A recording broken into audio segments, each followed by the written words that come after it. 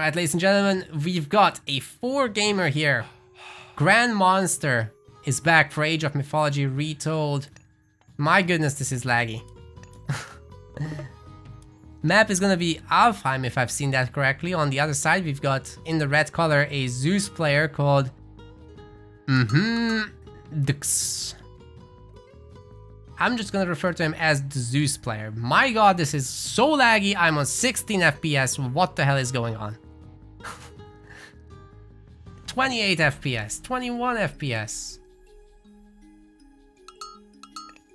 Okay, we're stabilizing. 120. There we go.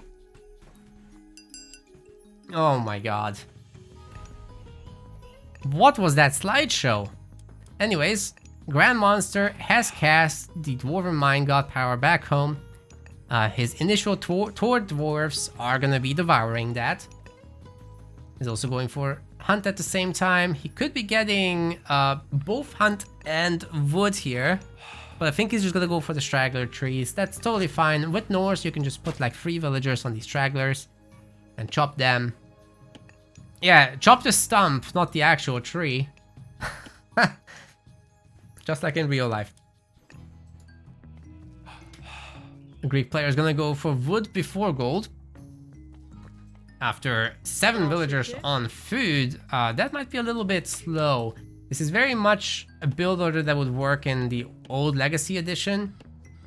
But in Retold, you need 150 gold, so you're gonna definitely have way too much wood in the bank as a Zeus player like this. You gotta go for the gold first, I think.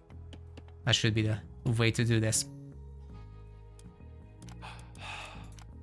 Let's reveal the map. Alfheim has still 4 relics, just like in the old times. But many of the maps have 4 relics where they used to have 2, so the relic count has increased significantly. We got the blue crystal shard for faster gold and wood gathering. We got the thundercloud shawl as well for pierce armor for human units. Then we've got the Tower of Cestus for arrow attack. What? Damage bonus against myth units? Oh. That changed. That's a very specific use case, oh my god. Okay, we've got the scales of Echidna, which is making myth units cheaper. Alright, so as far as the matchup goes, one thing 4 can do is slap down an early armory, a dwarven armory, and that way you can get some extra dwarves if you get the upgrades. You can do that later as well as part of your natural progression, but anyway, Norse vs Zeus should be, for the most part, be about getting a bunch of raiding cav going, having a bunch of throwing axemen as buffer at home so that you don't get just overrun by hoplites. And then the 2 together should be able to deal with hoplites and Toxotes, considering they both wield pretty good bonus damages compared to the hoplite Toxotes group. Especially the throwing axemen are the advantaged ones here. They get to hard counter the hoplites, whereas the Toxotes don't get to hard counter the throwing axemen. And my game has frozen up again. Now this keeps happening, but the stream's still running, so I think. Oh, my game is completely locked up, but it's recovered. Excellent. And now it's smooth again.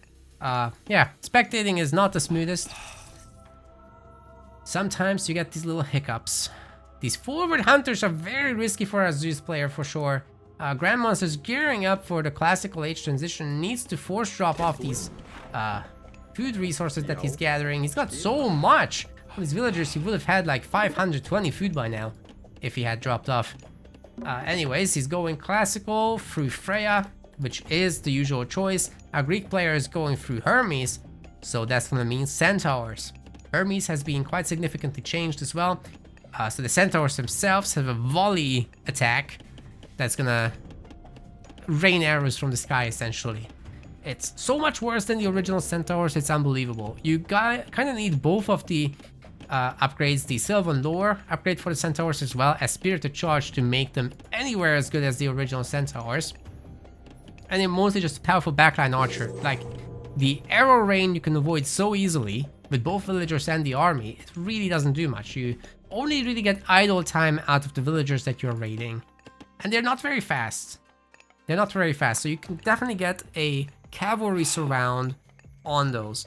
Especially if you go for a long time classical age with 4 and get the Thundering Hoofs upgrade that Freya provides. Makes everyone faster, including the Valkyries, by the way, which is great. The Valkyrie will be a prime to... Oh! We got a fast forward town center from a Zeus player. Now that is brave. Really is gonna open him up to multi-pronged raids by raiding cavalry. It's not a position you really want to be in. Also, we don't have a backup forest for... Oh, the bolt is gonna take care of the Valkyrie. That's why I really like sending my initial berserk along with that lady. The wall off, I think, is really excessive for our Norse. Grandmaster hasn't really seen what the build is for our Greek. And thus, he's reacting incorrectly. He should have a Great Hall. He should have maybe even 2 Great Halls, to be honest. Just go full cav. And then later add in this Longhouse. Rather than defensively wall up and go semi-fast heroic is what it seems to be. I think that's what he's doing, but he's gonna go up against a 2TC Greek, so he's gonna have to strike really hard there. Jim really doesn't get using Force Goldmine immediately, so you spawn with these 2 dwarves, and you just benefit so much from them instantly being able to gather gold without the need to build an ox cart that costs 50 food and 50 wood each. If you can delay them to only build them after you are clicking the age up button, you can age up faster and still get the same economy. You still have the 3000 gold mine in the main, plus this, plus sometimes other stuff as well. So it's still a huge advantage. You get the gold, you get to make a few dwarves early on, rather than villagers, which also actually speeds up your time to reach 400 food, which is required for the classical age advance. So hopefully that makes a lot of sense. Boyd has put out a generic Norse build order already on YouTube, so I would highly recommend that. And some people are already experimenting around with the whole thing of upgrades give you an extra dwarf from the Dwarven Armory. So that's a very interesting thing. The Dwarven Armory now has a rally point that you can immediately send to whatever. You get these cheap upgrades that really don't cost too much. Where is the thing that shows what it can build? Alright, we can check the costs, but they're really cheap. Get the shield upgrade, get the armor upgrade, and you're golden. What's that? House? Yeah, you were housed. Yeah, Hoplite Toxoli is gonna be the name of the game. There's 2 praying villagers, however, so we could see a bunch of extra centaurs. The Relics, Garrison, a Thundercloud Shawl, and the Scales of Echidna.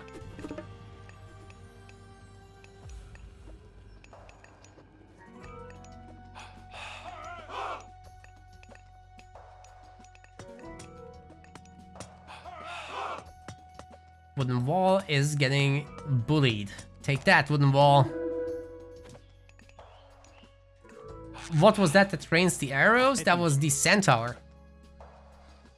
That was a Centaur, a new ability for that. Rather than having a single powerful accurate shot, it gets that arrow rain. It's really good for denying the villagers from staying where they are, forcing them to move, thus making them not gather resources. It's an economic pain, but you know what's even better than that? Actually killing the villagers. And the old Centaur was fantastic at that. You would send 2 Centaurs, and that would snipe a villager. Or later in the community balance patch, that was increased so that you needed 3. But still, you had those 3 Centaurs running around, sniping a villager and getting the hell out of there with high speed. Now you have these chunky, slow Centaurs that can deny area, but everybody avoids it very easily, and it's just minor damage, so you don't really want to commit your entire economy to win favor. You rather just get a TC, or you go for Athena instead and get some real Hoplite Toxotes aggression going. I think those are the stronger plays. But it remains to be seen. So far, everybody I spoke to, everybody I've seen on the Twitch chats, everybody's saying the Centaurs suck, and I tend to agree. Don't know if anyone else has different opinions here, but that's what I think.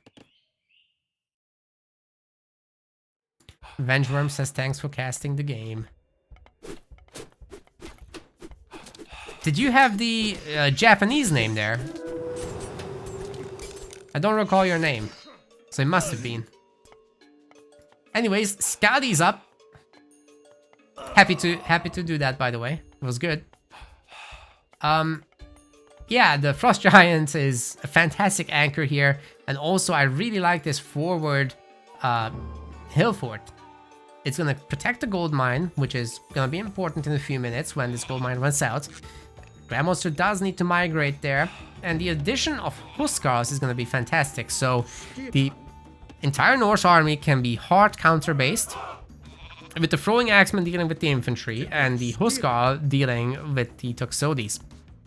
Now, Greek players are going to have to follow suit and get to the heroic cage. You absolutely must have access to Hippaspist in order to deal with this. It's just too powerful. It only costs wood and gold, so the food gathering can be slowed down a little bit for a Norse player. It's really just going into the villagers at this point. And that's going to lead to a faster Mythic age as well. Second TC is coming up for our Norse. It's good for the Grandmaster that he's done that. Actually, his walling efforts have worked out quite well, although I personally prefer the aggressive Norse playstyles because they're just so strong and classical. But, you know, if you can get to a stable Mythic age off of this, that's going to be totally fine.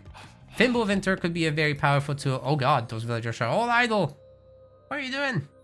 They just didn't get to work. That's a lot of butterflies. I didn't notice the butterflies before. Nice. Oh, they're just leaving. What? Where are you? Huh?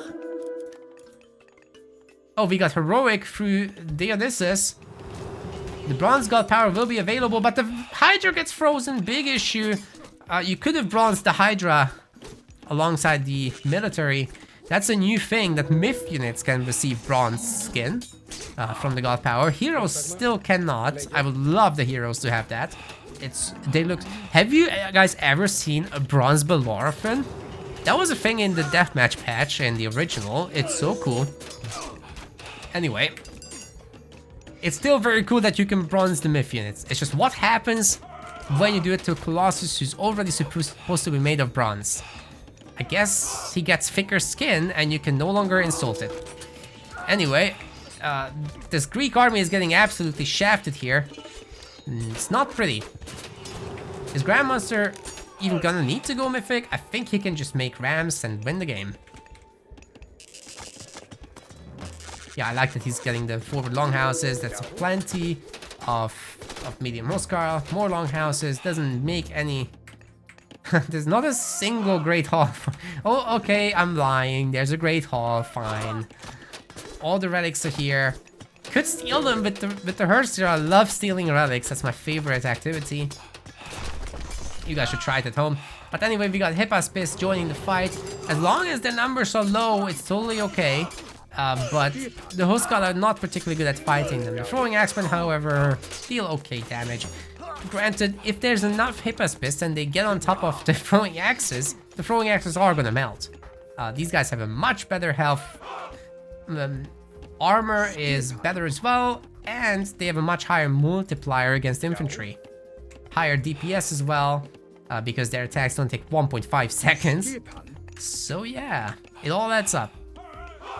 That's a lot of buildings getting made by a Greek player. He's got a lot of military academies, just not a whole lot of archery ranges.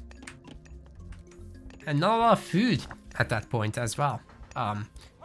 No plow has been researched. Oh man, the farms are gonna have shitty returns. 0.7 per second, that's garbage. For sure. Now, the Hippaspist getting on top of the Throwing Axes here is a little bit dangerous. But guess what? Frost has not been used, so this could be an opportunity. But Grandmonster is microing these really nicely, kiting back. But the bronze armor is just a little bit too much. And it's gonna be sending these Norsemen to Valhalla. Get out of here. Which means Zeus has an opportunity to power up the economy and actually go for the Mythic Age. Just really needs that plow, really needs that irrigation, I think is number 2. And guess what? This infantry is also gonna wipe the buildings off the face of the earth because they have 1.5x bonus damage against buildings. Much less than in the old game, but it's something. The sparkles with the bronze armor are a little bit over the top, aren't they? Yeah. I don't know. The original game just made them golden, right? It's not really what bronze is, but make them golden. It's so readable. Works better than sparkles. Heavy infantry is in for our Greek player. He's going across the map to bully a little bit. Grandmonster just doesn't have units. What is going on? 43 military population to 25. Suddenly he's making a ton of great hollis and he can put one and one together. This is now looking like a good army. He's making a bunch of Godi to have range damage, which the Hippaspists absolutely suck against.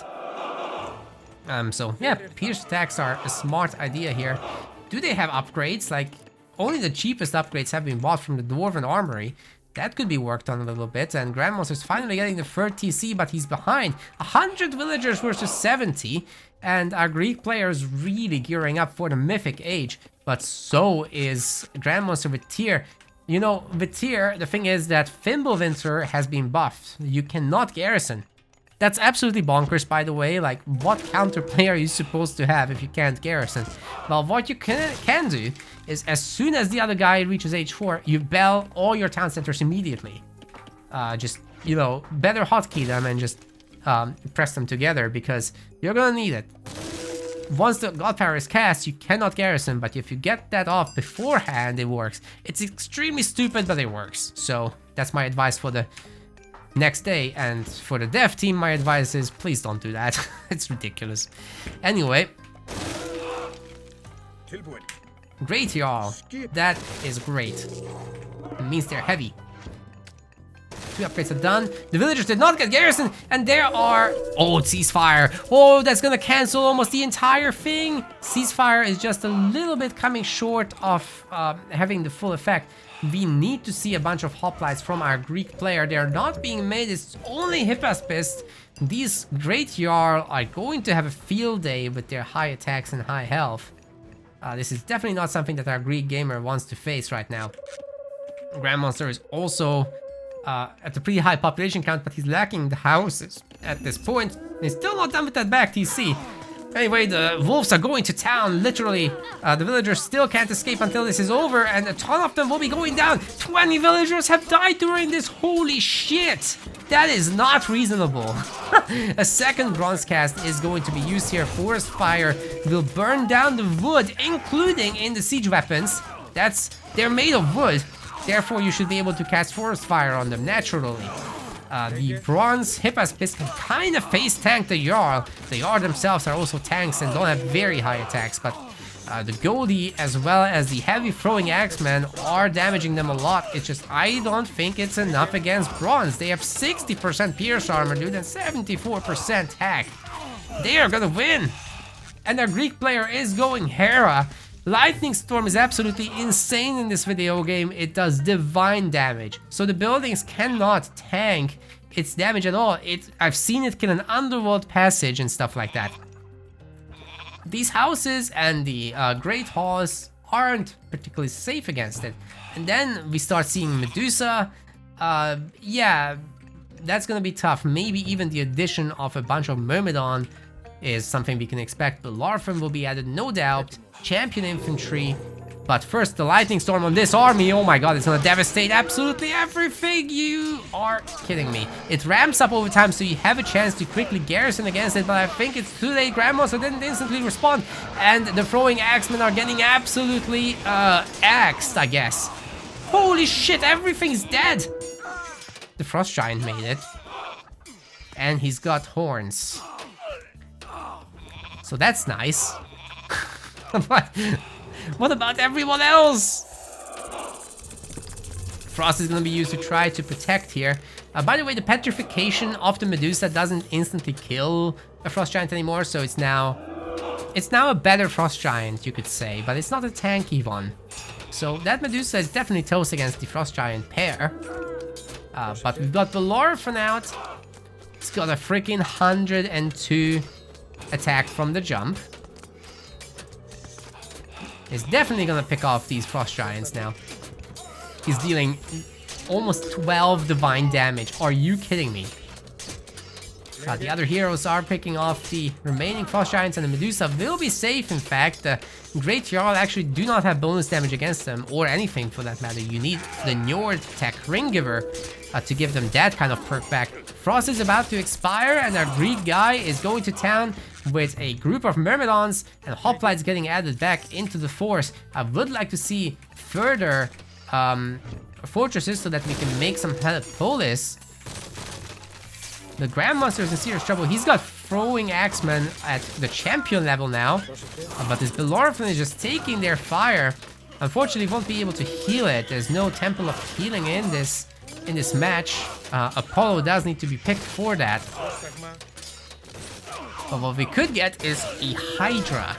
A Greek player does not have the resources for that at the moment. I think the Medusa are actually costing wood, however. So the wood could be spent, the fever could be spent. Get a bunch of Medusa, kill those Jarl. I think that's the way to go forward. Running into these throwing axemen with Hippospis 1 at a time is certainly not going to work. So the efficiency getting put together by Grandmonster here is in fact huge. What did I just select with my middle mouse button? Looks like I'm selecting my idols with my middle mouse button. That's my hotkey, I think, that I set. Didn't I set F1 for that? Yeah, I did. I don't know. I have to figure that out by myself. Whew. Alright. Grandmaster's back in this game. This is very even. I think we're gonna actually get to see a little bit of late game. Where is the trade for either side? I don't think it exists. A lot of Hoplites are getting trained by our Zeus player Grandmonsters. A little light on unit production, or it's so many units being made that it's getting cut off the production queue, which by the way shouldn't happen. We need a bigger production queue size there, as well as the units should be grouped. I don't need to see that he's queuing up 4 dwarves, just say 4 on the dwarf. Don't want to make one at a time anyway. In the 1 TC, that is. No. And still just Hoplites against throwing axes. It's not gonna go well. Is there any way to see the ranking of the players? No. It's really stupid. There's no leaderboard in the game. That's another huge issue, actually. And the entire ranked environment is as well. The problem with that is you can just leave the game in the lobby. Because you can see the enemy god, you're actually very likely to do so. Or you're gonna have this stupid situation where you go back and forth trying to counter the other's god. It's not fine. And then people get tired of it and leave. Or they think their opponent is too strong and they leave because of that. Then they don't lose points. It's just silly. We need a fair environment in ranked. Anyways, this Norse army is starting to look pretty dang good. In terms of the upgrades research, we've got the full bronze line, I think. No, we don't have the weapons yet, but we've got champion cavalry, we've got champion infantry. And they are stomping the Greek units. These throwing axemen especially are doing a lot of good work. But more cavalry will be needed, more... everything will be needed for Grand Monster. He's finally near the population cap, just lacking 5 for whatever reason. I don't know how he even did that. He's got 45 TCs, so what's going on? How can you miss 5 population space? Houses give you 10. Does he have a relic? No. What's going on? Anyways, he's nicely pushing in. The ballista is slowly chipping away at this fortress, especially once it's going to be 4 or 5. Which is now the current count. I really love the usage of the choke point, making sure that all these throwing axemen get to stay in the back. But as long as they're attacking the hero does not take bonus damage, even though it's technically like looking like infantry, but it's not. It's a hero. So bonus damage wise, they don't get wrecked, which is actually pretty important for Greek. You only have 4 heroes. If your heroes just got countered like that, that would be a dumpster fire. Still, these highly upgraded Hoplites are also doing pretty well. We've got iron armor, which is actually something to prioritize against Norse, so that they can take this kind of damage. And guess what? They just melted all the throwing axemen. They're getting on top of the ballista, and those Hoplites are actually pretty tanky. They could go after the fortified town center, maybe putting Grand Monster to sleep. We've got the trade finally coming up. A bunch of Hoplites getting made to get rid of this random longhouse here. Excuse me. And yeah, this trade, how much is it bringing back? It just started, so we're about to find out. 4? No.